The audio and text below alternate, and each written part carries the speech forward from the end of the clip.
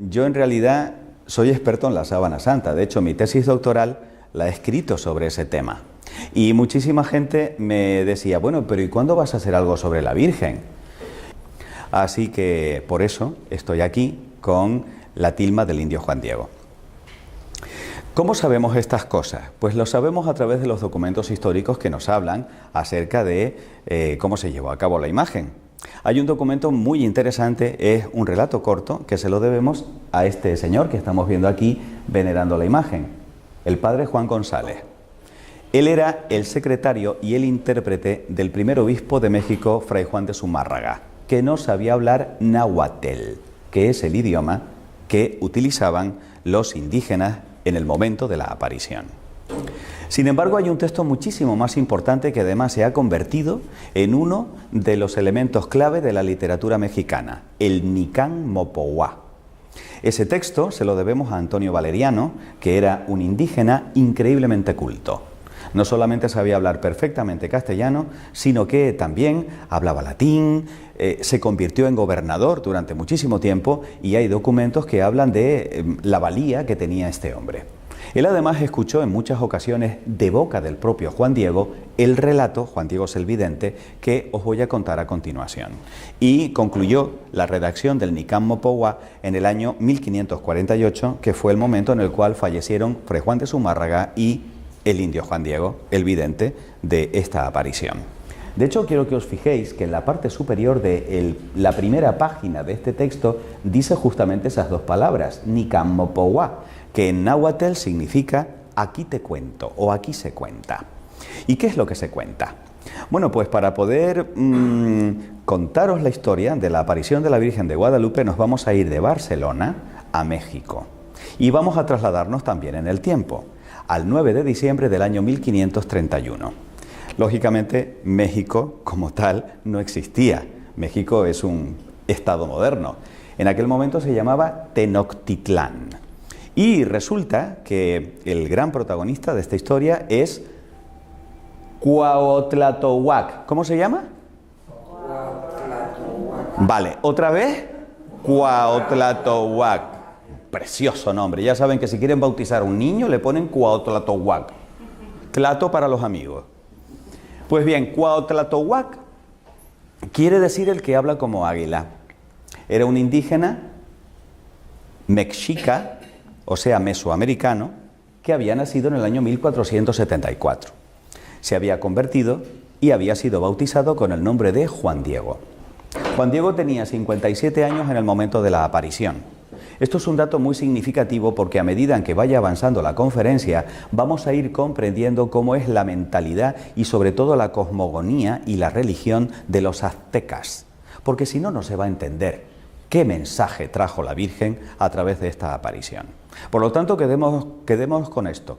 Cuauhtlatohuac es el que habla como águila, ya veremos qué significado tiene eso para el indígena, y que tuvo la aparición cuando ya era un anciano, con 57 años. En aquel momento era ya bastante viejito. ¿Y qué es lo que nos cuenta el Nicán Mopohuá? Pues que el indio Juan Diego iba desde su lugar de residencia hasta Tlatelolco, que era donde se encontraban los misioneros para poder recibir la instrucción religiosa, en la mañana del 9 de diciembre de 1531. Al pasar por el cerrito Tepeyac, una montañita de 40 metros de altura, él se sintió atraído por el canto de unos bellísimos pájaros y notó que algo extraño y maravilloso estaba sucediendo y fue testigo de la aparición de una bellísima doncella a la que él llamó Nuestra Madrecita. Y aquí tenemos el momento de la aparición. Vio a una joven de delicadísima belleza que se dirigió a él con unas palabras extraordinariamente cariñosas. Palabras que están reproducidas de forma prácticamente textual en el Nicán Mopohuá. ¿Por qué? Porque los indígenas tenían muy buena memoria y eran capaces de recordar textos enteros o palabras enteras. ¿Qué le dice la Virgen al indio Juan Diego? Fijaros cómo los llaman. Juan Sin. Este sufijo sin es como una especie de diminutivo. Viene a ser algo así como Juanito. que además también se puede traducir en el lenguaje de los aztecas como digno Juan. Estamos hablando de un hombre muy pobre, y que alguien se dirigiese a él de esa manera cariñosa y tratándolo con esa dignidad, ya impactó su corazón. Le dice: ¿a dónde vas, hijo mío? Ten por cierto, el más pequeño de mis hijos, que yo soy la perfectísima siempre Virgen Santa María. No le dice el nombre Guadalupe, le dice esto: la perfecta siempre Virgen Santa María. Y ahora quedaros con cómo identifica a su hijo, porque este dato nos va a servir para más tarde. Madre del verdaderísimo Dios, por quien se vive, el creador de las personas, el dueño del cielo y de la tierra.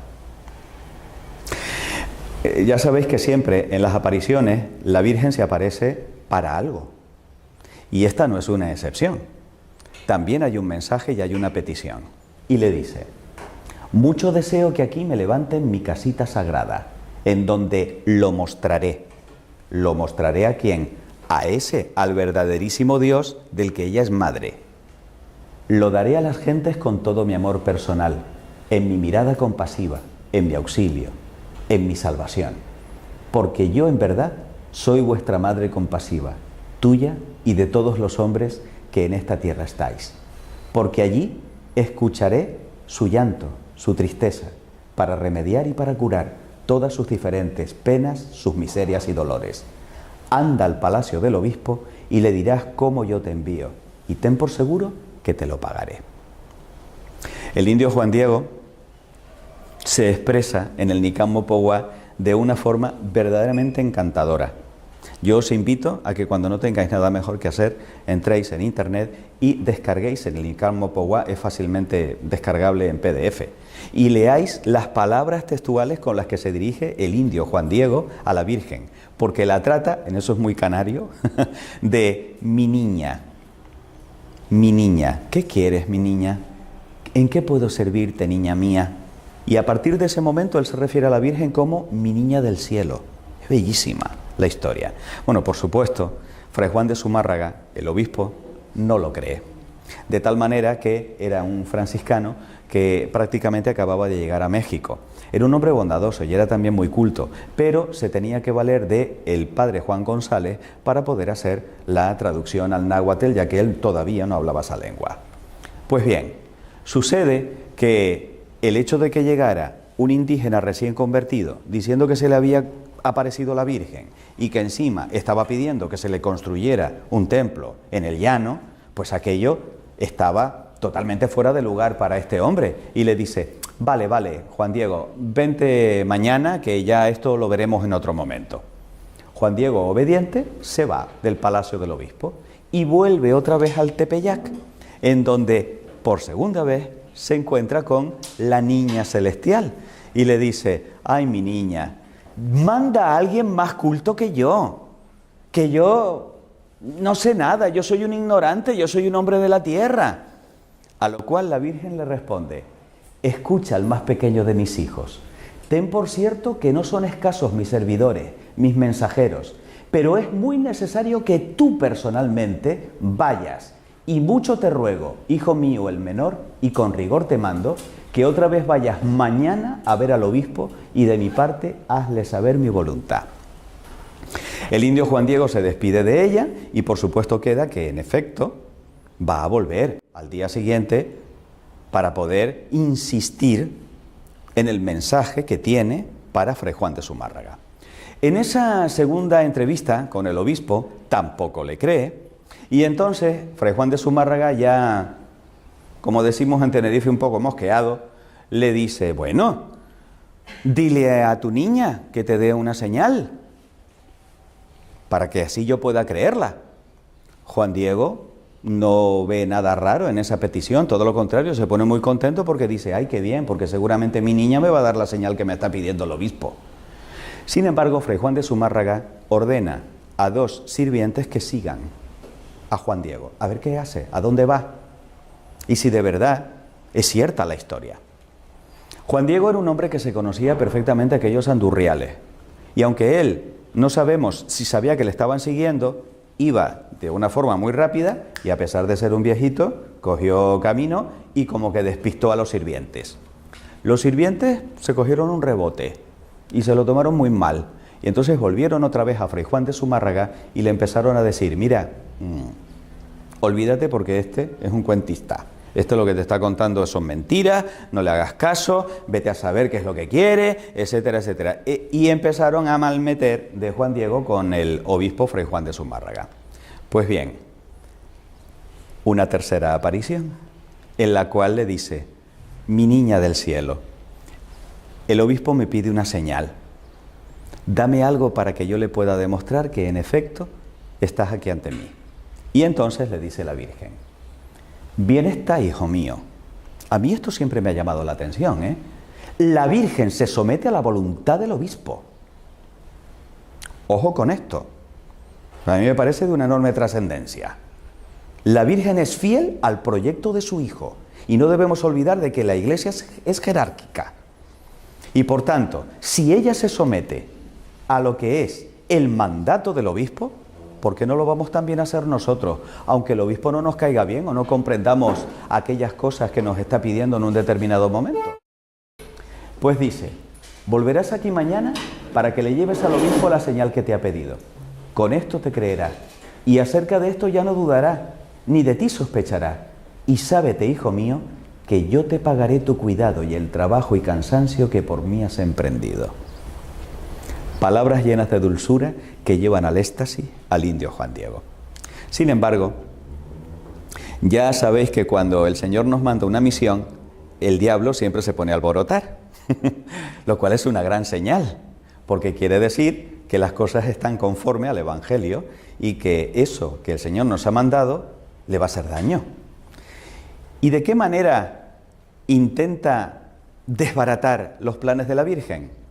Veréis, Juan Diego vivía con Juan Bernardino, que era incluso más viejito que él, era su tío. Le había recogido en su casa y Juan Diego cuidaba de él. Ellos se dedicaban al pastoreo, a la recolección, eran agricultores. Le tenía un gran cariño, en realidad lo trataba como si fuera como un padre. Pues bien, en la mañana del 12 de diciembre, el pobre Juan Bernardino se levanta muy malito, pero tan malito que le dice, hijo mío, yo creo que de hoy no paso y no me gustaría morir sin estar confesado. Anda, hijo, ve a buscar un cura. Él también estaba bautizado, ¿eh? Y era un hombre enormemente creyente.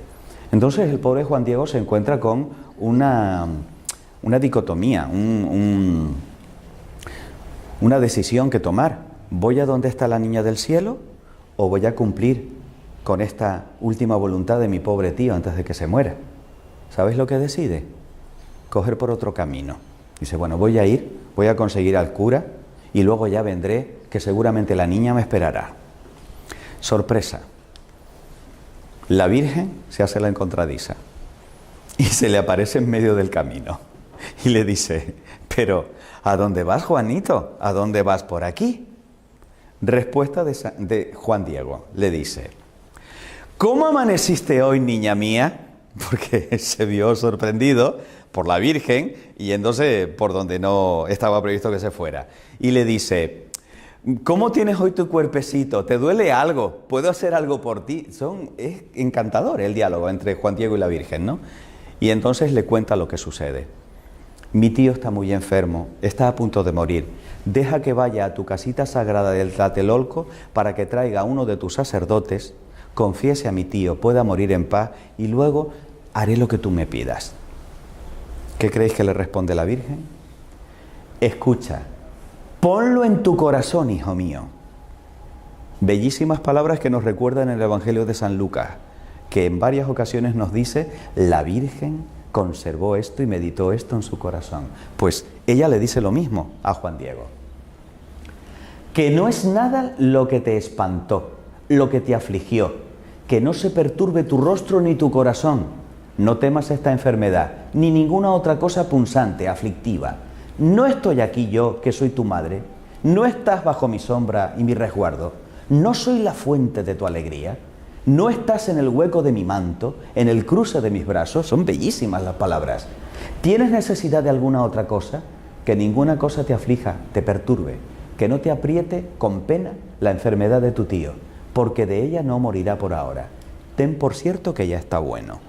Imagínense la alegría de Juan Diego, saber que ya no tenía que ir a Tlatelolco ni que preocuparse por su Juan Bernardino, porque estaba seguro de que la Virgen iba a curarle.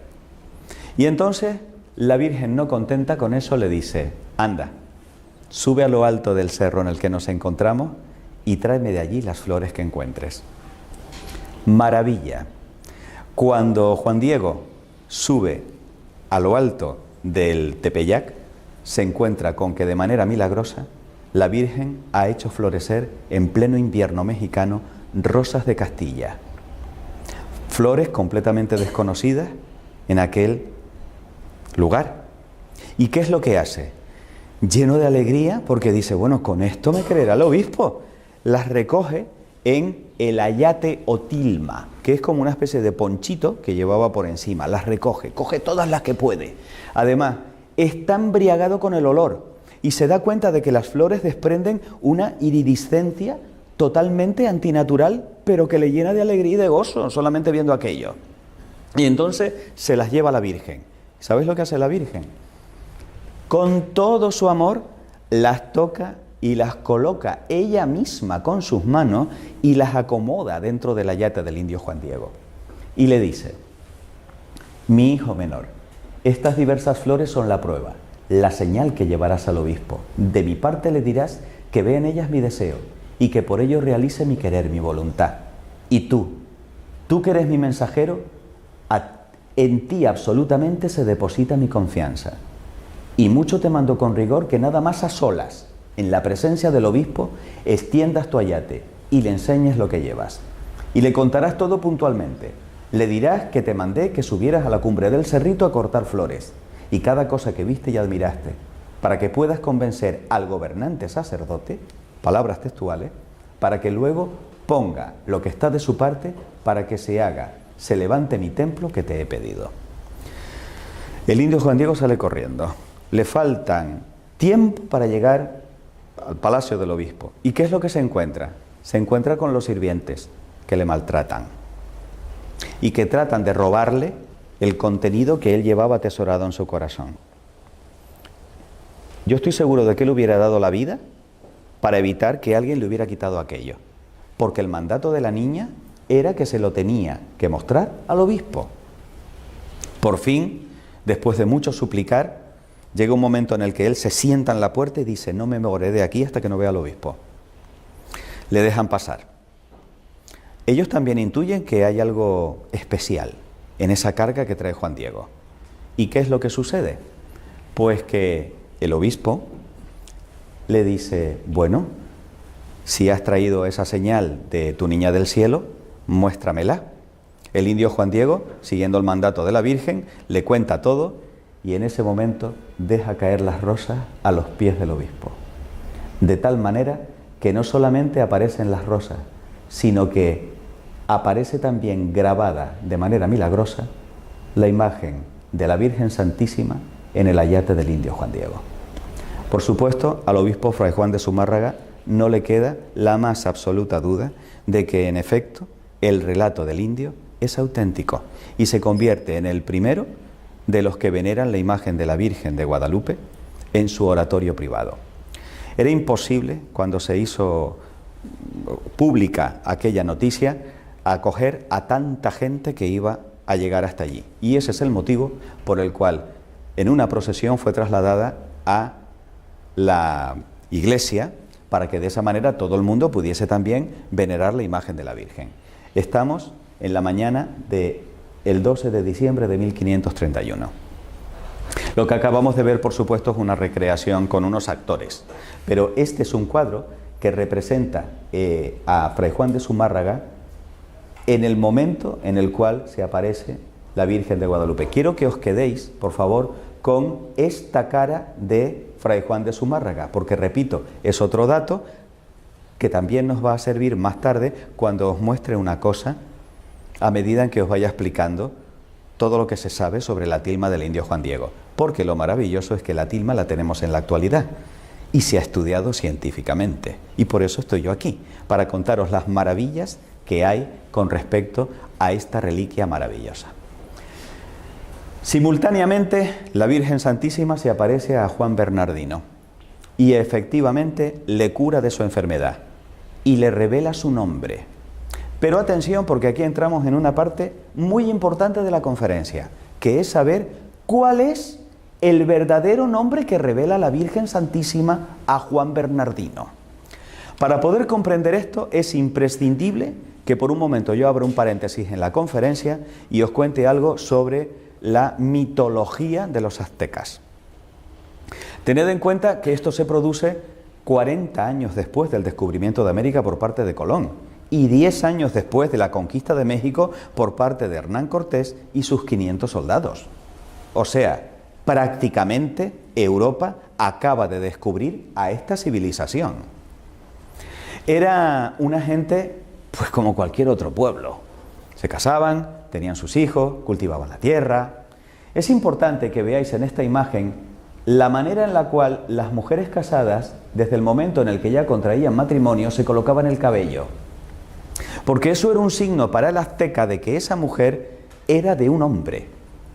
Al igual que nosotros hoy llevamos el anillo de casado o de casada, que es un signo de que efectivamente ha habido una consagración matrimonial, pues esa es la manera, el signo que tenían las aztecas de diferenciarse de las que estaban solteras todavía. Es decir, cuando un hombre veía a una mujer desconocida en la calle, si llevaba el cabello recogido así, ya sabía que era una mujer casada, no hacía falta que le dijera nada más. Los aztecas dominaban a las 300 tribus que en aquel momento estaban en esa zona, de tal manera que asombró a los castellanos la extraordinaria arquitectura, las infraestructuras que ellos habían construido. En ese punto eran increíblemente avanzados y también lo eran en la observación del cosmos. Eran unos astrónomos extraordinarios, porque en ello les iba la supervivencia. Es decir, ellos adoraban a los astros del cielo, pero porque pensaban que eran quienes les daban la vida y tenían que estar pendientes de los solsticios, de las estaciones, de los eclipses, etcétera, etcétera, porque veían signos también en las estrellas, en los cuerpos celestes. En eso eran extraordinarios. Sin embargo, hay un punto realmente terrible en la cultura de los aztecas en este momento, y era su religión, porque desafortunadamente era una religión sangrienta. Aquí tenéis al espantoso Huitzilopochtli. Huitzilopochtli era el dios de la guerra, que como podéis comprobar era caníbal. Es más, ellos estaban convencidos de que para que volviera a salir el sol al día siguiente había que alimentar a Huitzilopochtli para que se comiera las entrañas de las víctimas en vez de comerse al sol. Es decir, para ellos era un ritual sagrado el llevar a cabo los sacrificios humanos horribles que sobrecogieron a Hernán Cortés y a los soldados cuando descubrieron todo esto. Es más, en un determinado templo había un ídolo en honor a Huitzilopochtli con la boca abierta y cuentan los cronistas que se escuchaba una voz demoníaca a través de aquel ídolo que pedía víctimas y que tenía una sed de sangre insaciable. De tal manera que en la crónica de Hernán Cortés y sus 500 soldados en 1519 se dice que el propio Hernán Cortés con un martillo destruyó aquel ídolo horrorizado con lo que estaba viendo. Pero tengan en cuenta que cuando ellos iban a la guerra no mataban, cosechaban, capturaban a las pobres víctimas y luego esas eran las que servían de sacrificio para Huitzilopochtli y compañía. De tal forma que la ofrenda de sangre garantizaba la pervivencia del mundo. Era tal el sangrerío que se vivía allí que vivían aterrados, porque en cualquier momento el cuchillo de pedernal podía caer sobre ellos o sobre sus hijos. Fijaros que Andrés de Tapia y Gonzalo de Umbría contaron 136.000 cadaveras humanas en uno solo de aquellos templos.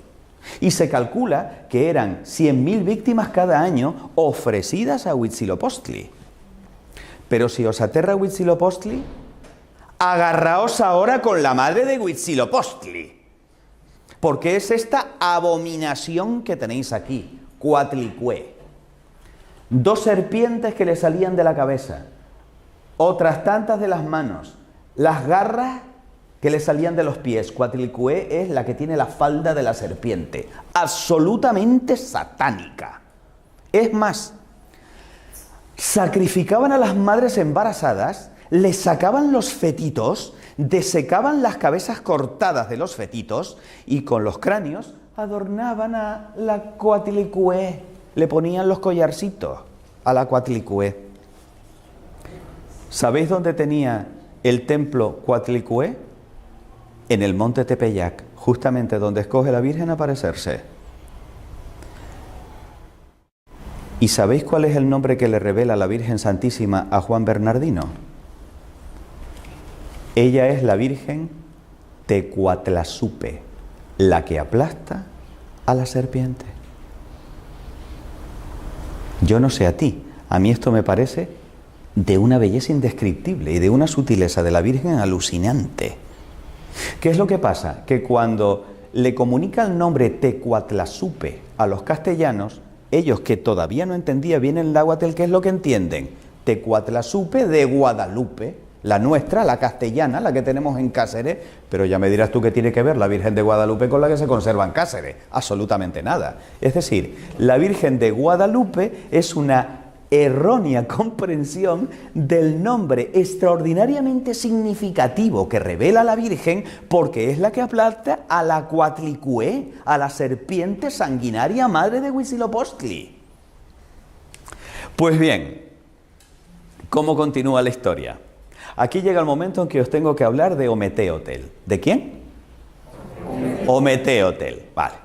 Pues resulta que Ometeotl, dentro de el panteón de dioses aztecas, era un dios raro, porque a diferencia de Huitzilopochtli, que era el dios de la guerra, y el dios sanguinario, y el dios caníbal, este era el inventor de sí mismo, y era el dios de la vida, y era el dios de la alegría, y era el dios de la naturaleza, el que hacía brotar las plantas, y era el dios que mantenía la unidad entre todos. Era un dios extraño, y además era un dios que no tenía forma antropomórfica, sino que se representaba con esta especie de espiral, y en medio había una flor llamada Nahuioyin, que a partir de ese momento comienza a ser el símbolo de ese dios de la vida y de ese dios universal y cósmico que mantiene a todos unidos. Ometeotl. ¿Sabéis cómo conocían a Ometeotl? A ver si os suena algo. El creador de las personas, el dueño del cielo y de la tierra, el verdaderísimo Dios por quien se vive. ¡Ay, qué casualidad! Resulta que la Virgen se identifica a sí misma como la madre de este. Fijaros cómo es un mensaje para los aztecas. Es un mensaje para los indígenas, que ellos comprendieron perfectamente. Pero no queda ahí todo. Vamos a estudiar con calma los símbolos que podemos encontrar en la Virgen de Guadalupe. Señoras, señores, esta es la tilma del indio Juan Diego, tal y como se conserva en la actualidad en la Basílica de México Capital. Como pueden comprobar, es de una indescriptible belleza. Estamos hablando de un trocito de la tilma, porque en realidad eran 3 trozos y solamente la imagen ocupa 2. Esto que tenemos aquí es la costura que va pasando de un lado a otro. Además, hay una cosa que siempre me encanta, porque no podemos olvidar que la Virgen Santísima es una señora. Es decir, si no hubiese inclinado la cabeza, la costura le hubiera pasado por la cara. Y eso a una señora como que no. Es decir, está estratégicamente colocada para que la costura de la tilma no solamente no dañe la imagen, sino que es que encima, como veremos más tarde, las propias imperfecciones de la tilma añaden gracia y volumen a los rasgos de la Virgen, de tal manera que un error de los hilos, un nudo, forma el labio inferior y le da el volumen que tiene el labio inferior. Es alucinante. ¿Qué es lo que encontramos en la tilma del indio Juan Diego? Bien, la tilma nos muestra una imagen de la Virgen que mide 1,43. O sea, no llega al 1,5 metros. Pero tiene proporción áurea. No sé si habéis oído de esto. Los artistas, los pintores, los escultores están buscando la perfección de la belleza. Y resulta que han descubierto que hay como una proporción en todo lo que nos resulta bello a los seres humanos, que es justamente esa, la proporción áurea, perseguida ya desde el tiempo de los griegos en todas sus esculturas y pinturas. Pues muy bien, esta tiene esa proporción y ha sido estudiada desde ese punto de vista. Pero no solo eso, es que se ve en el revés de la tela. Eso quiere decir que de alguna manera los pigmentos están impregnando y atravesando la tela entera. Pero cuidado, porque el lienzo, es decir, la tilma, no estaba preparada. No tenía ningún tipo de apresto, ni ningún material, ninguna textura para poder evitar que esas imperfecciones dañaran lo que se iba a reflejar allí. A ningún pintor se le hubiera ocurrido trabajar con un trozo de tela que no estuviera previamente preparado. Pero es que además esto no es pintura, porque no hay huella de pincel. Es como si de alguna manera la imagen estuviera fotocopiada, serigrafiada encima de la tela, lo cual no tiene explicación, porque esto no se puede hacer por mano humana, porque si no, no tendría estas características. Y aquí se parece un poco la imagen de la Virgen de Guadalupe con lo que nos encontramos en la Sábana Santa. Son imágenes imposibles, imágenes que no se pueden reproducir con la tecnología contemporánea, pero son imágenes que requieren una explicación por parte de la ciencia, porque están ahí. No se pueden negar, no es una entelequia filosófica, es algo que se puede palpar, medir y pesar y llevar a un laboratorio. Los hilos resaltan los detalles y en realidad estamos hablando de un pictograma.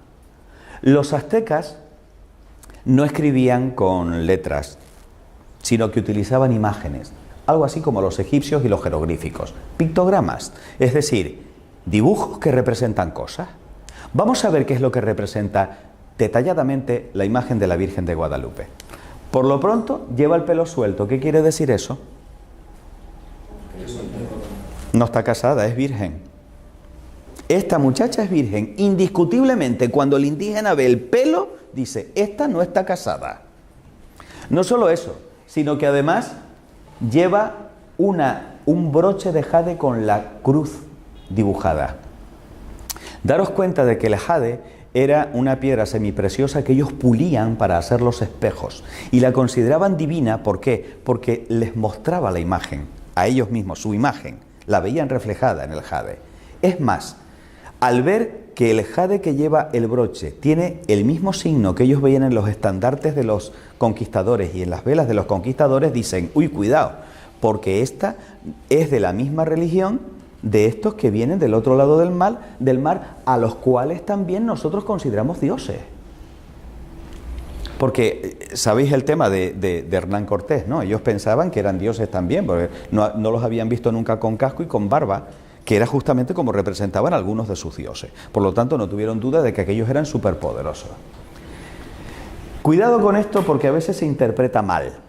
A nosotros, occidentales, el ver a alguien así nos da la idea de estar rezando. No. Para un azteca, el colocar la mano así significa, te traigo un regalo, tengo un obsequio para ti. Este es el signo de regalo para los aztecas. Con lo cual, ellos comprenden, esta nos trae un regalo. Vamos a ver qué regalo nos trae. El ceñidor, indiscutiblemente, significa que esta muchacha, que es virgen, está embarazada. Y ya les va sonando eso que le contaban los misioneros, de que la madre de Jesús, a pesar de ser virgen, tuvo a Jesús. Se cuentan 46 estrellas en todo su manto. Esto es tan impresionante que merecerá la última parte de la conferencia. Dentro de un rato os hablaré de las estrellas. Pero tened en cuenta que, además, los rayos del sol salen detrás. Lo que quiere decir que si esta se tapa con las estrellas, tapa el sol y está encima de la luna, esta es infinitamente más poderosa que nuestros dioses, porque nuestros dioses están a su servicio. El cosmos entero le sirven a ella de lugar en donde colocarse, de manto y de embellecedor con los rayos del sol. aquí aparece, y aquí, hasta 7 veces, la flor Nahuioyin, que era la flor con la que representar a Ometeotl. Por lo tanto, si en la túnica aparece representada la flor Nahuioyin, quiere decir que el regalo que nos trae esta es a Ometeotl. Indiscutible. Daros cuenta de que todos estos detalles se le escapaban a los castellanos, pero ellos, con un solo vistazo, captaban perfectamente el mensaje que traía la Virgen. No solo eso, daros cuenta de que ella tiene la rodillita levantada y ese es el motivo por el cual se ve la zapatilla. Pero el que tenga la rodilla levantada, ¿qué quiere decir? Pues que está danzando. ¿Cómo adoran los indígenas? Bailando. ¿Y esta qué está haciendo? Está danzando. Que solamente bailaban ni siquiera en la fiesta, sino en el momento de la adoración. Por lo tanto, esta está adorando al Ometeotl que nos trae de regalo. Es decir, el Ometeotl es más poderoso que ella, porque ella lo está adorando.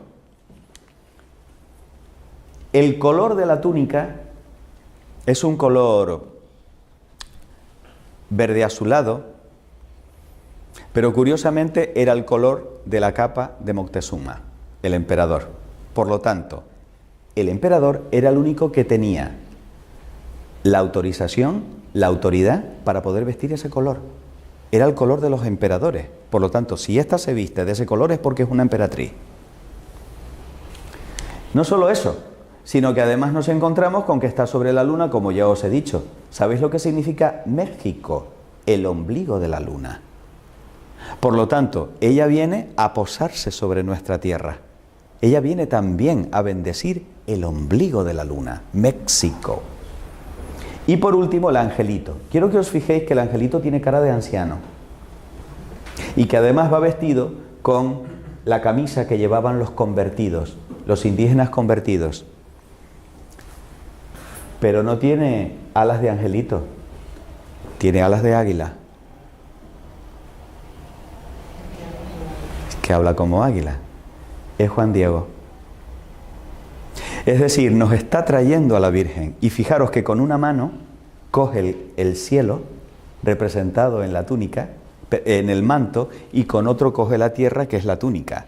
Él une el cielo y la tierra a través de la Virgen Tecuatlazupe. Bellísimo. Bueno, pues una vez analizados los símbolos de la Virgen de Guadalupe, vamos a seguir profundizando en lo que es la teología aztecas. Tened en cuenta que para ellos había dos elementos absolutamente clave, que era el templo y las flores. ¿Por qué el templo? El templo tenía forma de montaña, pero esto es una constante en prácticamente todas las culturas. Las pirámides también tienen forma de montaña. ¿Por qué? Leed la Biblia. Incluso Jesús, todos los hombres de la Biblia suben y bajan de las montañas. Las montañas es el lugar privilegiado de encuentro con Dios. Claro, evidentemente, aquí vemos que es una montaña ensangrentada. Pero, ¿qué sienten ellos cuando descubren que los conquistadores ocupan sus templos? Que aquella civilización está herida de muerte y que o cambia o desaparece. Eso es lo que ellos interpretan cuando ven el templo profanado, entre comillas, por los conquistadores. Si no hay templo, no hay civilización, no hay cultura para ellos. Y con el tema de la flor sucede lo siguiente. La flor se representa con el corazón. Y nosotros utilizamos las flores pues como un gesto de cariño o como un adorno. Para ellos es muchísimo más, porque la flor es el símbolo de la verdad. De tal manera que cuando yo envío un mensaje a otro con una flor, quiere decir, ponle el cuño que esto es verdad. Si yo le voy a declarar la guerra a otra tribu, yo le mando flores, no os lo perdáis. O sea, es decir, mira, te voy a hacer la guerra, pero que no estoy bromeando, que te estoy mandando flores, que es verdad. Ese es el sentido que tiene de que de todos los símbolos habidos y por haber, la Virgen haya escogido flores para poder demostrarle a Fray Juan de Zumárraga que el mensaje era verdad. Que llevara flores un indígena quiere decir, no te estoy mintiendo, confía en mí, esto es cierto. ¿Veis qué bonito? Por eso la flor, y el símbolo más importante es la flor Nahuioyin, porque es la que les da la clave de que aquel es Ometeotl. Eso es interesante, que vayamos también sabiendo un poco acerca de qué es lo que sucede con los símbolos para los aztecas y que los vayamos comprendiendo. Aquí empiezan las cosas raras y maravillosas de la tilma. Si yo cojo la imagen de la Virgen de Guadalupe y la coloco sobre un mapa de México, haciendo coincidir las flores Nahuioyin con las montañas y volcanes que en la realidad están en el mapa de México, coinciden perfectamente. Pero claro, esto solamente lo podemos comprobar viendo el mapa desde el espacio. Díganme quién colocó las flores en un mapa que solamente se puede ver desde el espacio en 1531. Sigamos avanzando para ver qué otros misterios nos trae la Virgen de Guadalupe. A ver, el año 1531 fue un año muy especial para los indígenas. Por lo pronto, vieron aparecer el cometa Halley. Que unos indígenas vieran a aparecer un cometa, la cosa está muy mal. Eso es lo que significa el cometa para ellos. Aquí van a pasar cosas muy gordas, pero gordas de verdad. No solo eso, sino que además se produce un eclipse. ¡Horror! Huitzilopochtli está cabreado. A ver, ¿qué es lo que hemos hecho? Habrá que matar, darle de comer, sangre.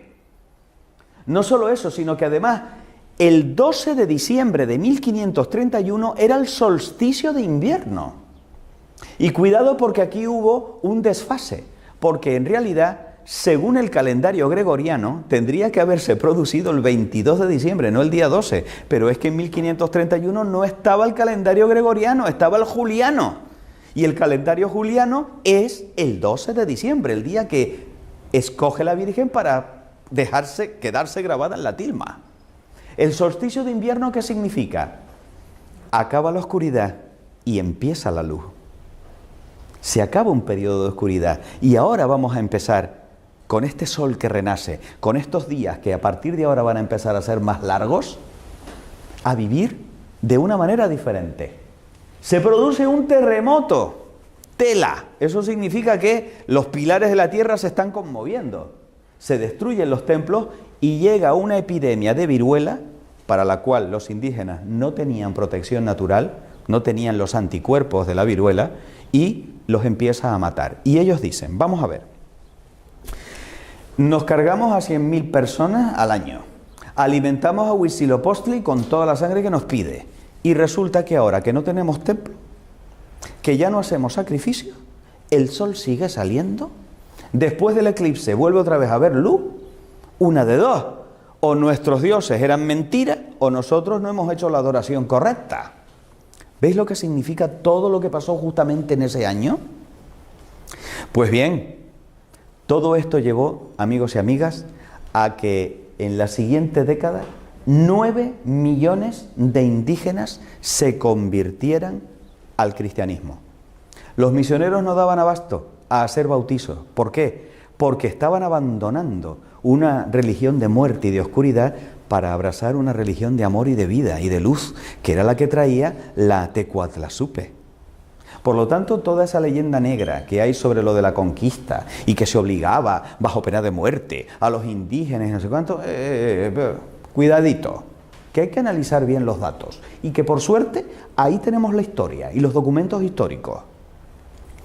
Pues bien, el Papa Benedicto XIV recibió inmediatamente, aparte de que se difundió toda la historia de la Virgen de Guadalupe por el cristianismo entero, una copia de la tilma del indio Juan Diego, y la Virgen terminó coronada como emperatriz de América. Hoy en día, este es el actual templo en México capital en el que se conserva la tilma del indio Juan Diego. Es el séptimo de los templos. Fue consagrado el 11 de febrero de 1976, Día de la Virgen de Lourdes. Y no solo eso, sino que tiene 10.000 personas de aforo. Fijaros además que tiene la forma como de la capa de la Virgen, ¿no? O sea, entramos bajo el amparo de la Virgen, debajo de su manto, debajo del manto de la Virgen. Es indiscutible que la cultura mexicana se ha fraguado en torno a la Virgen de Guadalupe. La Virgen de Guadalupe es omnipresente en todo México, de tal manera que tengo una amiga mexicana que me dice algo que ya yo había oído en boca de otros mexicanos, y es: ay, es que Andrés, nosotros puede que no seamos católicos, pero todos seamos guadalupanos. Es decir, la Virgen de Guadalupe es el amor de los mexicanos. Y eso sí, a lo mejor le dan cachetadas a la iglesia, pero a la Virgen de Guadalupe no se la toque. La Virgen de Guadalupe es una cosa especial. Nuestro bien amado Papa Francisco le tiene una devoción muy especial a la Virgen de Guadalupe. ¿Pero por qué? Porque resulta que hay un dato del Papa Francisco que desafortunadamente, desde mi punto de vista, ha sido silenciado de manera sistemática por los medios de comunicación, y es que el Papa Francisco, ahí donde lo ves, es un científico, está licenciado en ciencias químicas. ¿A que esto no lo sabían todos? O sea, por primera vez en 21 siglos, un científico se sienta en el trono de San Pedro, lo cual yo creo que es maravilloso para la Iglesia, puesto que es un hombre capaz de distinguir los hechos de las opiniones. Es decir, él comprende la naturaleza extraordinaria de la imagen reflejada en la tilma, como veremos a continuación, que no tiene una explicación racional, y por tanto, él, cada vez que tiene oportunidad, habla de la Virgen de Guadalupe y, por supuesto, se encomienda a la Virgen de Guadalupe. ¿Cuál es el siguiente paso para seguir profundizando? Vamos a analizar la tilma, porque da la sensación de que la tilma es indestructible. ¿Por qué digo esto? Cuando hablamos de la tilma, fijaros en esta imagen, es como esa especie de mantita con la que se cubrían los indígenas antiguos. Está hecha de ixtle, que es un tipo de agave. Es un tejido muy burdo, muy vasto. Pues bien, la tilma mide 104 por 170 centímetros, pero los tejidos de esta planta, una vez manufacturados, que más han resistido, no han durado más de 20 años. Y les estoy hablando de un tejido que de manera absolutamente antinatural ha pervivido 480 años sin que haya una explicación de cómo es posible que no se pudra. Porque además, 116 años estuvo sin protección. ¿Sabes lo que significa eso? Tú pon una tela y pon nada más que un año debajo de la tela, 10 velas todos los días. A ver qué le pasa a la tela. Imagínate 116 años de velas, de rosarios pasados, de pañuelos, de medallas, de que si a alguno le dolía el cuello, se rozaba también con la tilma para que se le quitara, porque era la medicina, era el gran remedio para todo. 116 años, maravilla, repele el polvo, repele a los insectos, no hay ni un solo huevo de mosca, no hay la más mínima suciedad en la tilma. ¿Cómo es esto posible? No tiene explicación. Ya de por sí llama la atención, pero por si eso fuera poco, date cuenta de que el Tepeyac se encuentra junto al lago Texcoco, que es un lago con una salinidad tan potente que en 80 años termina deshaciendo el hierro. ¿Cómo es posible que no le haya afectado a la tilma? ¿Y qué pasa si a la tilma le echamos un bote de ácido? Pero es que eso sucedió en el año 1795, dejaron caer encima, quiero pensar que de manera accidental, y ahí tenemos el documento del accidente que lo confirma, un bote de ácido nítrico. Esta es la mancha. Hubiera sido suficiente como para destrozar todo el lienzo. Si alguna vez tienes un botito de ácido nítrico, no metas el dedo, por si acaso. ¿Y qué es lo que pasa con la mancha del ácido nítrico? Que a medida que va pasando el tiempo se va desapareciendo la mancha, no el tejido. ¿Cómo es esto posible? Por si eso fuera poco, el 14 de noviembre de 1991, este mequetrefe, Luciano Pérez Carpio, subió devoto con un ramito a depositarla bajo los pies de la imagen de la Virgen de Guadalupe, con un potente explosivo de dinamita que estalló, que reventó los cristales de toda la basílica, y que no solo eso, sino que hizo añicos los cristales de las casas de alrededor. Fijaros cómo quedó el Cristo de bronce que estaba también en el altar. Suficiente para destruir con creces la tilma. y no sufrió ni un solo rasguño, ni la tilma ni el cristal, que no era antibalas. Lo de los cristales antibalas es reciente. Por cierto, voy a hacer un paréntesis. Yo solamente odio a un enemigo que crea que es real. ¿O no? Bien. Tanto odio en contra de la Virgen de Guadalupe, ¿por qué? Interesante reflexionar esto, ¿no? O sea, se arriesga a que lo pillen, a que lo masacren, a que lo metan en la cárcel, yo qué sé, con tal de poner un explosivo a los pies de una imagen en la que supuestamente no cree. Bueno, vamos a seguir profundizando. Esta es la tilma tal y como se encuentra en la actualidad, en el interior de la basílica. Como veis, es un lugar muy bonito para visitar. Pero vamos ahora a empezar a profundizar en la imagen, porque como te dije hace un ratito, se trata de una imagen que es imposible. Por lo pronto, le sacaron unas hebritas de color, con color, y se la mandaron a un químico para que las analizara. Pero no cualquier químico. No, vamos a buscar al mejor. A un premio Nobel de Química. No nos conformamos con menos. El doctor Richard Kuhn, premio Nobel en 1938. Deducción del premio Nobel de Química. Los pigmentos de la imagen no son ni de origen animal, ni de origen vegetal, ni de origen mineral, ni de origen sintético. O sea, no se conocen pigmentos como estos en la naturaleza de este planeta. Y confiesa el premio Nobel de Química: no soy capaz de determinar de dónde proceden los pigmentos. El premio Nobel de Química.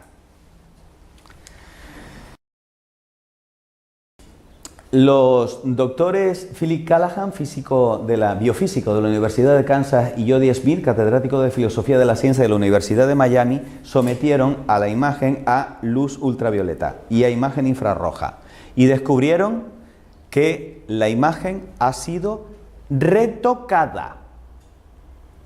A ver, una cosa es añadir y otra es resaltar repintando. Lo que ha sucedido ha sido lo último. Se han resaltado cosas de la imagen repintando encima. ¿Y eso cómo lo podemos comprobar, aparte de lo que han hecho estos señores con la luz infrarroja y ultravioleta? Pues comparando la imagen actual con imágenes más antiguas. Por ejemplo, esta tomada por Manuel Ramos en 1923. Comparen. Allí parece mucho mayor.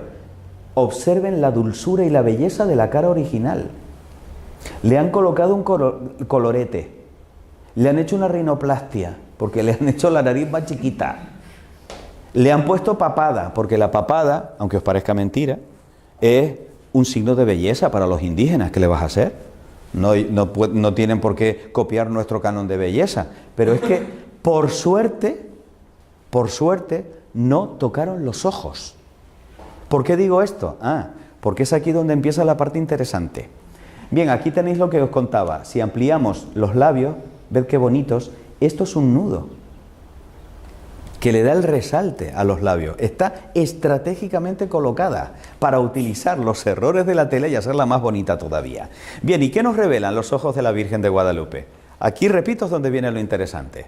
Porque resulta que tenemos la opinión, por ejemplo, de un oftalmólogo, el doctor Graue, pero que no es cualquier oftalmólogo, es el rector de la Universidad Autónoma de México, una autoridad en su materia. Y que resulta que analiza los ojos de la Virgen de Guadalupe con un oftalmoscopio moderno y descubre que los ojos de la Virgen de Guadalupe reflejan la luz exactamente igual a como lo haría un ojo humano vivo, lo cual es imposible en una pintura hecha con mano humana. No tiene sentido que esto suceda. Y dice el médico: examiné los ojos con un oftalmoscopio de alta potencia y pude apreciar en ellos profundidad de ojo como al estar viendo una córnea humana viva. Y cuenta la siguiente anécdota, que estaba tan fascinado con lo que estaba viendo, y teniendo en cuenta que la Virgen está mirando un poquito hacia abajo, que sin darse cuenta de que estaba hablando con una imagen que está en un lienzo, le dijo: mire un poquito para arriba. Y luego se quedó diciendo: ¿qué estoy haciendo? No es el único que lo ha examinado. Desde 1950 ha habido una veintena de oftalmólogos que han confirmado sus observaciones. ¿Qué es lo que sucede en los ojos de la Virgen de Guadalupe? Aquí me he de detener un ratito y voy a emplear la foto de este muchacho. Se le toma la foto, pero es que en el ojo, en los ojos del chico, están reflejadas las personas que él estaba mirando, porque los ojos son como si fueran espejos. Espejos que reflejan la imagen de lo que está viendo. Es más, si yo cojo una de las caras de uno de los amigos del chico retratado, lo puedo ampliar de tal manera que yo puedo identificar que este es Pedro, de todos los que está allí. ¿Me siguen, no? Vale. ¿Qué es lo que se descubre en los ojos de la Virgen? Alfonso Marcué, fotógrafo en 1929, descubre el rostro de un hombre con barba. Se ve perfectamente los ojos, la nariz, la boca y además tiene la mano así. Se está cogiendo el mentón. Reflejado en una córnea de 8 milímetros. Pero no solo eso. Bueno, aquí tenéis otro fotógrafo más tarde, en 1951, Carlos Salinas, que confirma las observaciones. Aquí lo veis un poquito estilizado por un pintor, para que lo comparéis y os deis cuenta de la semejanza. No solo eso. La pregunta es, bueno, ¿esto será una pareidolia? ¿Qué es eso de una pareidolia? El cerebro humano crea imágenes y compone imágenes. Es lo que nos pasa, por ejemplo, cuando vemos formas en las nubes. Yo aquí veo una carita sonriente, y aquí veo una carita asustada, y aquí veo otra carita sonriente, y aquí una carita como diciendo hola, y esta como diciendo brr. Pero vemos que no es una cara, es una lavadora de la que está saliendo una tela. Es decir, ¿cabe la posibilidad de que lo que se ve en los ojos de la Virgen de Guadalupe sea una pareidolia? Sí, cabe esa posibilidad, a no ser de que las imágenes se vean en los dos ojos. Y a no ser de que aparezcan reflejadas en los dos ojos siguiendo la proporción de la distancia. Porque en este momento os esté reflejando en mis ojos. Pero si yo me pongo así, como está la Virgen de Guadalupe, en este ojo se verán un poquito más grandes vuestras imágenes que en este. Porque este está un poco más lejos de vosotros. ¿Me estoy explicando? Eso se llama la ley de Sanson-Purkinje. Y está perfectamente estudiado en oftalmoscopía.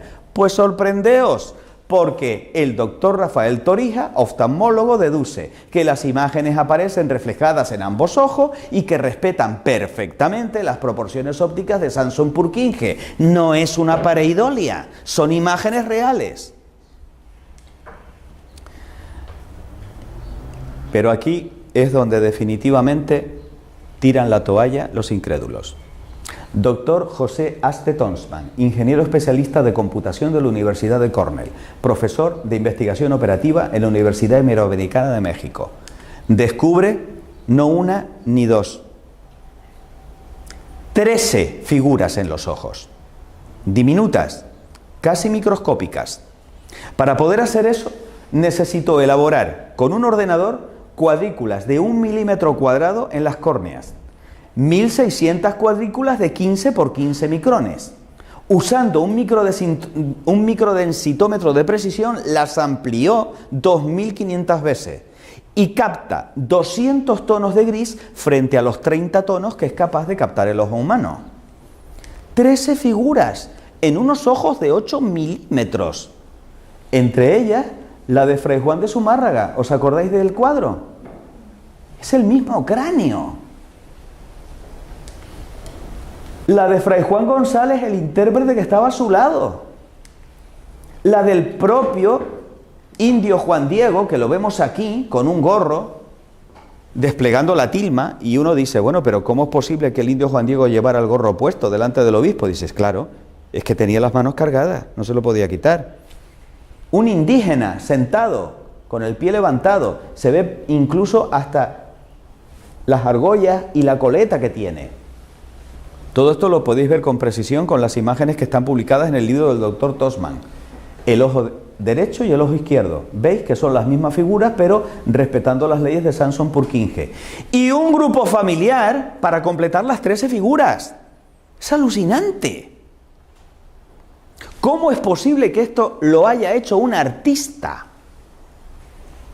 Cuando estamos hablando de que para ver esto necesito un ordenador de la era espacial, porque si no, no lo veo.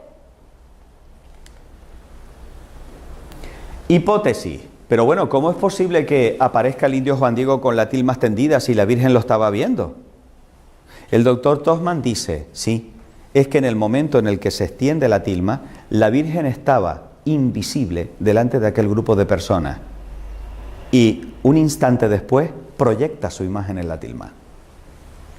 Y la proyecta reflejando lo que ella está viendo un momento antes. Esa es la hipótesis. Esta sería la situación que tendría la imagen dentro del grupo de personas que aparecen también reflejados en sus ojos. ¿Y qué pasa con las estrellas? Bueno, pues a mí particularmente, que durante 4 años trabajé en el Instituto de Astrofísica de Canarias, esto ha sido una de las cosas que más me han tocado el corazón.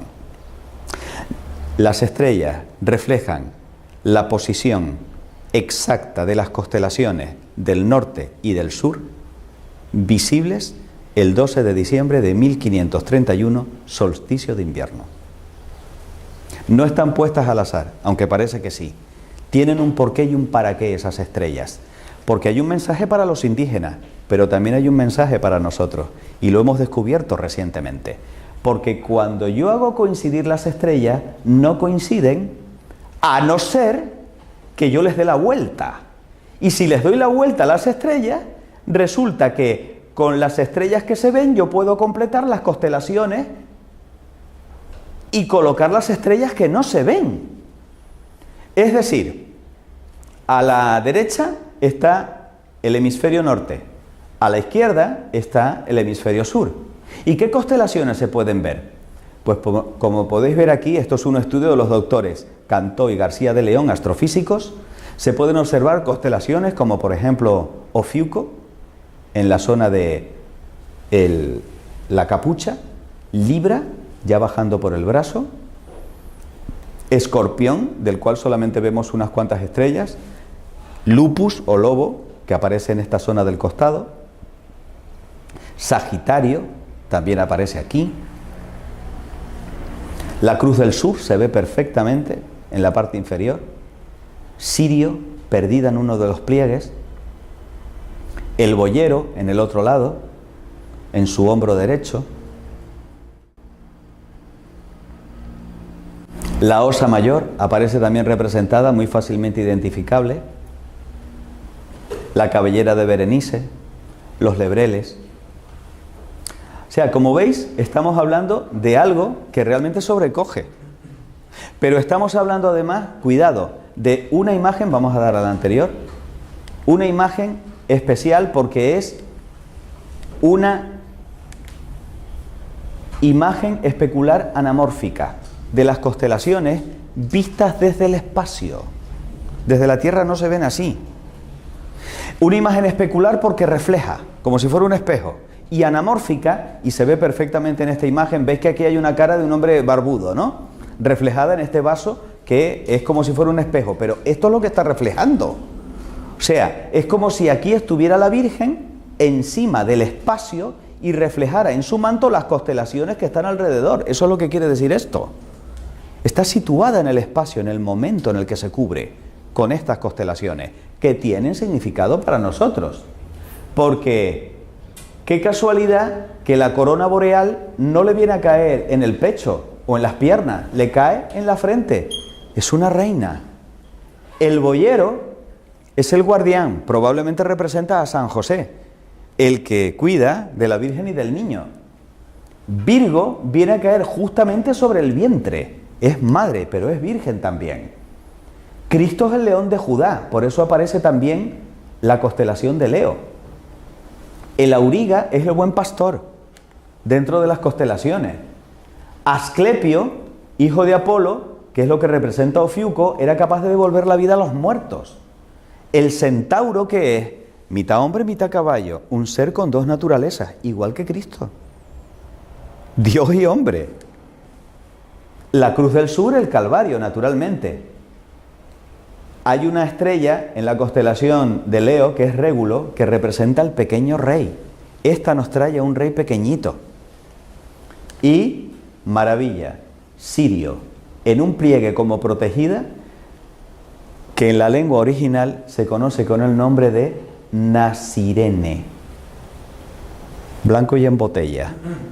Nazareno. Este es el misterio de las estrellas de la Virgen de Guadalupe y lo último que se sabe de la Virgen de Guadalupe, pero también tiene una significación bíblica. Apocalipsis 12. Apareció en el cielo una señal grande, una mujer vestida de sol, con la luna debajo de sus pies y sobre su cabeza una corona de 2 estrellas. Está reflejando a la mujer del Apocalipsis. Estamos terminando. ¿Cuáles son las conclusiones que podemos sacar a la luz de lo que os he explicado? Primero, el ayate ha pervivido 480 años. Eso es inexplicable. De la misma forma que también lo es que la imagen no se haya deteriorado en absoluto o que haya resistido al contacto del ácido nítrico en 1795 o que haya permanecido intacto tras la detonación explosiva del año 21. O los símbolos presentes en la tilma y que sean un códice dirigido a los indígenas mesoamericanos del siglo XVI, en lo que San Juan Pablo II llamó una perfecta inculturación. ¿Qué es eso de la inculturación? Es hablar a los pueblos según aquellas cosas que le motivan y que les llaman la atención. Porque evangelizar no es europeizar, es hablar con los signos significativos para las personas que reciben el mensaje. Lo que ha hecho ella, ha hablado con signos propios de aquella cultura. Y vaya si lo comprendieron. También es totalmente inexplicable científicamente que no se conozcan ni los pigmentos ni el procedimiento mediante el cual fue impresionada la imagen a un lienzo en el que no hay pinceladas, o que los ojos respondan a las características de una córnea humana viva. Y por supuesto no hay explicación a que existan 13 figuras humanas en los reflejos de las córneas solo visibles con tecnología contemporánea y que excluye cualquier posibilidad de casualidad o de fraude, o que las estrellas del manto muestren con precisión matemática las constelaciones visibles el 12 de diciembre de 1531. Estas son las conclusiones a las que me lleva la ciencia. La Virgen es auxilio de los cristianos. La invocamos así en uno de los bellísimos piropos que le lanzamos con las letanías lauretanas. Cuando se trasladó la imagen desde el oratorio de Fray Juan de Zumárraga en una procesión el 26 de diciembre de 1531, los indios, como ya sabes, iban danzando y desafortunadamente uno de ellos se clavó por accidente una flecha en la garganta y murió. Y entonces dijeron, vamos a llevársela a la Tecuatlazupe, que al fin y al cabo es la madre de Ometeotl, el dios de la vida. El indio volvió a la vida. De tal manera que aquí está el cuadro que representa ese momento. Cuando se extendió la noticia, llegaron en masa los indios de todo México para venerar a aquella que le había devuelto la vida a nuestro hermano. Voy a contaros una historia que a mí particularmente me parece muy bella. Ya estamos terminando. El 7 de octubre del año 1571 se llevó a cabo una batalla decisiva para Europa. Los turcos querían invadir Europa, ya habían cogido Chipre, que en aquel momento pertenecía a los reinos de Italia. Y en Lepanto se iba a librar la batalla para evitar que Europa cayera en manos de los musulmanes en aquel momento.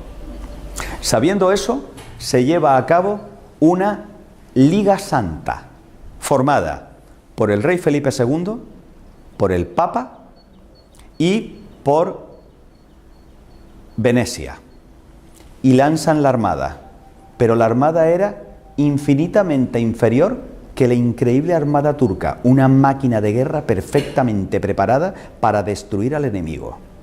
¿Qué es lo que hace el Papa? Manda un mensaje a la cristiandad: rezad el rosario conmigo en el momento de la batalla y pongámoslo todo en manos de la Virgen Santísima.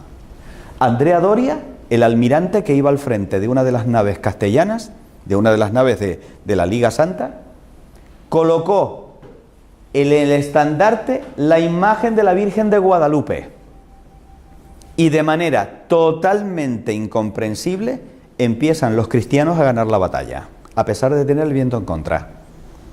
Tampoco hay una explicación, ni siquiera desde el punto de vista estratégico militar, a que hayamos ganado la batalla de Lepanto frente a los turcos, a no ser que haya habido ayuda del cielo. De tal manera que, para confirmar que efectivamente ahí estaba sucediendo algo más que una batalla militar, el Santo Padre San Pío V tuvo una visión en el Vaticano, a muchos kilómetros de distancia de la batalla, de que se había ganado la guerra de Lepanto. Y así se lo comunicó a los cardenales que estaban en ese momento rezando por él, con él. Y además se conservan las actas de la hora en la que el Papa dijo: tranquilo, hemos ganado la guerra gracias a la Virgen Santísima. Eso de auxilio de los cristianos es una letanía lauretana impuesta por el Papa San Pío V en agradecimiento por haber vencido la batalla de Lepanto. Ya no te olvidarás de eso cada vez que la pronuncias después de rezar el rosario. Bellísimo. La Madonna di Santo Stefano de Abeto se conserva, esta fue la que iba en el buque de Andrea Doria. Se conserva en la actualidad en Génova, pero tenéis una sorpresa aquí en Barcelona. No sé si lo sabéis. Tenemos al Cristo de Lepanto, que también iba en una de las naves. Tenéis la posibilidad de venerarlo en la Catedral de Barcelona. Maravilloso. Bueno, ¿y qué fue del indio Juan Diego después de todo esto? Sobrevivió 17 años a las apariciones. El indio Juan Diego se trasladó a vivir en una casita humilde, chiquitita, porque quería estar cerca de su niñita del cielo. Y el resto de su vida se dedicó a contar una y otra vez a la gente que se lo pedía el relato de las apariciones. El indio Juan Diego murió y la Virgen no se deja ganar en generosidad. Le había dicho: te lo pagaré, y vaya si se lo pagó. Porque el 31 de julio del año 2002, San Juan Pablo II decretó que Juan Diego es santo y está con su niña en el cielo. Por eso podemos invocarle como un santo, San Juan Diego, el que habla como águila, el que nos trae la nueva evangelización. ¿Cuál fue el milagro mediante el cual se canonizó al indio Juan Diego? Juan Barragán, un chico de 20 y pocos años, drogadicto, estaba pasando por el mono de no tener la droga, y fue tal su desesperación que se lanzó del balcón al suelo. Quinto piso. Bajo los ojos de su madre, desesperada, que no pudo evitar que su hijo se tirara por el balcón. Lo que sí hizo la madre fue invocar a Juan Diego. Cuando escuchó el golpe del cráneo en el asfalto, bajó corriendo las escaleras y se encontró con que efectivamente su hijo estaba perdiendo masa cerebral, tenía los sesos desparramados. Lo único que hicieron los de las ambulancias fue confirmar la muerte del muchacho y cubrirlo con una sábana. Y de repente, cuando lo iban a meter dentro de la ambulancia, el chico se levanta, hace así, se cierra al mismo el cráneo y dice: ¿qué me ha pasado, madre? Se lo llevan al hospital y el médico encargado de hacer todo el informe, que después fue por supuesto consultado por la comisión para la canonización del indio Juan Diego, certificó que aquel chico era imposible que sobreviviera. De hecho, le colocaron un respirador, no podía respirar por sí mismo. Reunió a la comisión ética del hospital y dijo: mira, vamos a desconectarlo porque está clínicamente muerto. Cuando volvieron a la habitación se encontraron que el chico estaba sentado y estaba pidiendo de comer. No me lo estoy inventando yo, están las actas, se puede leer. Por lo tanto, ahí tenéis el milagro de San Juan Diego. Como por suerte tenemos aquí a otro Cristo consagrado, que es mi bien amado padre Josep María Manresa, a quien le agradezco de todo corazón, al igual que a las chicas de Keeping Church, Carmen y Teresa, que ha tenido que marcharse, el que me hayan permitido venir desde mi isla tropical para traeros un trozo de pasión volcánica. Yo voy a dejar que sea él, por favor, el que ponga la cerecita encima de la tarta de esta conferencia. ¿Qué más decir, no? De esta conferencia tan bonita, tan hermosa, y sobre todo de la Virgen.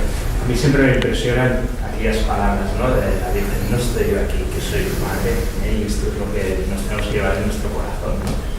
La Virgen, nuestra madre del cielo, nos da a su Hijo y nos cuida siempre. A ella tenemos que acudir en toda ocasión, en todo momento, y ella nos protege, nos acompaña y nos bendice, y nos trae su regalo, su ofrenda, que es su Hijo. Por eso nos ponemos de pie. Le damos gracias. Primero le damos gracias también a don Andrés por esta magnífica exposición. Es un honor. Dios te salve María, llena eres de gracia, el Señor es contigo. Bendita tú eres entre todas las mujeres, y bendito es el fruto de tu vientre, Jesús. Santa María, Madre de Dios, ruega por nosotros pecadores, ahora y en la hora de nuestra muerte. Amén. Nuestra Señora de Guadalupe, Ruega por nosotros. Muchas gracias.